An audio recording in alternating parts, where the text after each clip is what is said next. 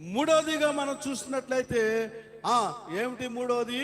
అహరోను చిగురించు కర్ర.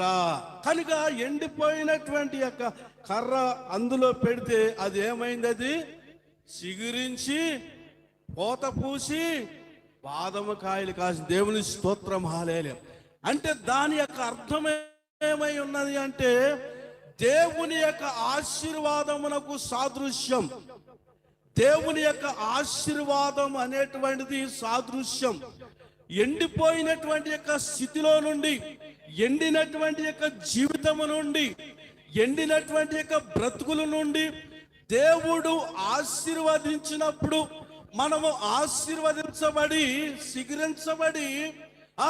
సిగిరించబడిన తర్వాత దాని నుండి పువ్వులు వచ్చి కాయలు కాల్చినటువంటి విధానము ఏమిటంటే, మనము ఆశీర్వదించబడే విధానం ఏమిటంటే ఈ హృదయములో ఈ ఫలింపు అనేటువంటిది పొందుకొని అది కాయలుగా అనగా ఫలాలు ఇచ్చేటువంటి యొక్క విధానం. దేవుని స్తోత్రం చెప్పండి. ఫలాలు ఇచ్చేటువంటి విధానం, ఆశీర్వాదము పొందుకుని ఫలాలతో నింపబడినటువంటి యొక్క విధానం. అహరోను యొక్క కర్ర గురించి మనం చూసేటువంటి యొక్క విధానం, ఆశీర్వదించబడే విధానం.